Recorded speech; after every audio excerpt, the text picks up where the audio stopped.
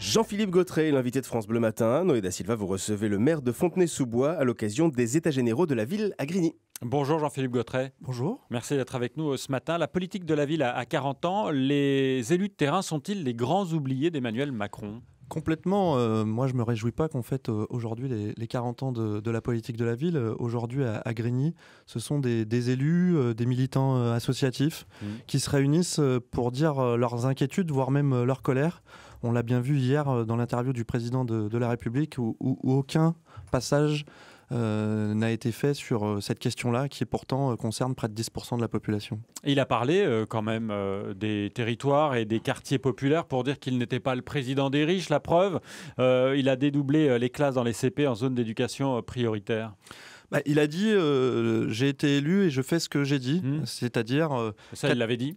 4,5 milliards d'économies, il ne faut pas être jaloux des riches qui vont avoir 4,5 milliards d'économies sur l'ISF. En contrepartie, effectivement, il a dit on va dédoubler les classes. D'abord, ça ne concerne qu'une minorité, les REP+, un dispositif très particulier.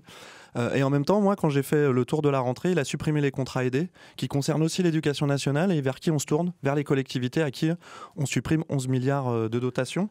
Je dis ça parce que dans le même temps, dans nos quartiers populaires, dans ces quartiers politiques de la ville, les contrats aidés concernent aussi les associations qui concernent de l'emploi, moins 150 000 annoncés par le gouvernement, et en même temps un plan logement avec plus d'1,5 milliard d'économies. Vous voyez bien que nous, on n'est pas jaloux. On dit juste qu'on voit bien où les priorités sont mises et il fait bien ce qu'il dit, c'est-à-dire une politique ultralibérale. Mais Jean-Philippe Gautret, sur la politique du logement, par exemple, sur la baisse des APL, les aides personnelles au logement, il demande aux HLM et aux bailleurs sociaux de contribuer aussi et de baisser les loyers. Il dit les HLM ont des ressources. Est-ce que vous êtes d'accord avec le président de la République ? Le problème du président de la République, c'est qu'il prend aux pauvres pour faire construire, pour donner au privé. Dans la question de la promotion immobilière, que je connais bien, puisque avant d'être maire, je me suis occupé des questions de logement et je reviens du congrès HLM, c'est toute la filière qui est inquiète. Est-ce qu'il y a des ressources chez les bailleurs sociaux ? Est-ce qu'il y a des caisses pleines ? Non, il n'y a pas de caisse pleine, il y a de l'argent qu'il faut réintroduire pour construire du logement et notamment en direction du logement social. Il manque 600 000 logements en Île-de-France. Ce qu'il faut, c'est un vaste plan de mobilisation du logement pour répondre à ce besoin. Or, les aides à la pierre ont largement diminué et l'objectif, c'est de favoriser la construction de la promotion immobilière et favoriser la spéculation immobilière. Et donc, il faut encadrer les loyers, plutôt que d'encadrer le logement social qui est déjà très cadré et qui est en souffrance. Dans nos permanences, nous recevons au quotidien des gens en très grande souffrance, ce que ne doit pas rencontrer souvent le président de la République. Le gouvernement n'a-t-il pas pris l'ampleur quand même de vos difficultés sur le terrain en faisant machine arrière ? Il avait annoncé une amputation de 11% du budget total politique de la ville cet été, avant de promettre de ne pas y toucher en 2018. Mais il pourrait le doubler, le budget de la politique de la ville, ne serait-ce que pour répondre à un certain nombre de besoins. Il pourrait réengager le plan national de rénovation urbaine tout de suite. On a des quartiers qui aujourd'hui ont besoin que la puissance publique intervienne massivement.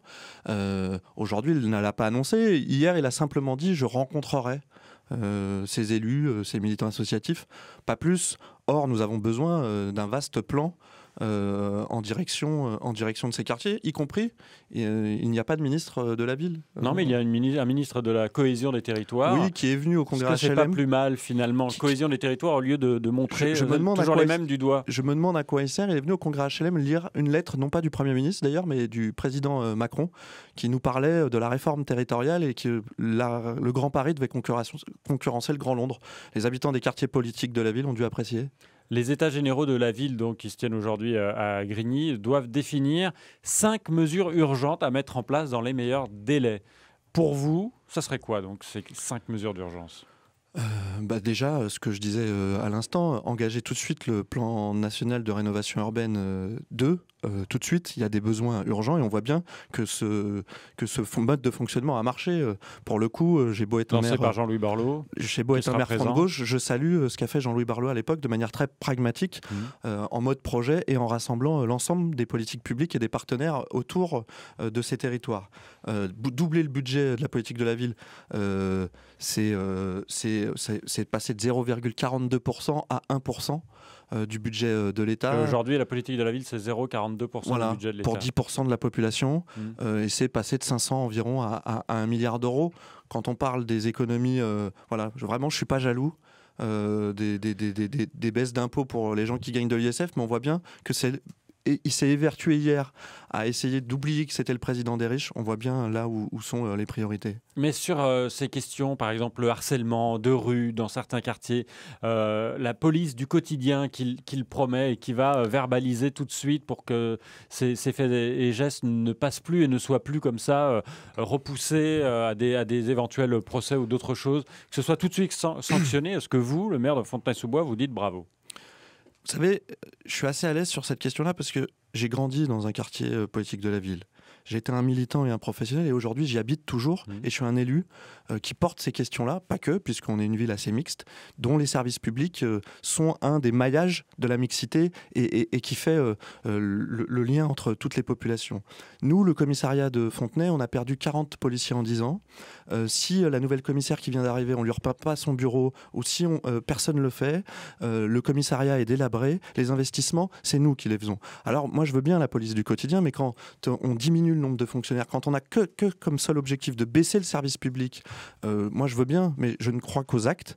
Et effectivement, il nous faut une police, on l'appelle comme on veut, la police de proximité, y compris avec une approche de confiance avec les habitants et pas une défiance. Oui, il nous en faut, mais moi je veux des actes et je veux des fonctionnaires qui soient en relation et en confiance avec les habitants et pas des annonces, des effets d'annonce qui fassent que et les investissements et les policiers ne sont pas là pour assurer les missions de sécurité publique aux côtés des habitants, parce qu'on a vraiment besoin d'accompagner les habitants au quotidien. On suivra tout cela évidemment avec les états généraux de la politique de la ville aujourd'hui à Grigny. Jean-Philippe Gautret, merci d'être venu ce matin sur France Bleu Paris. On peut retrouver cette interview sur francebleu.fr en vidéo. Très bonne journée à vous. Merci. Bonne journée.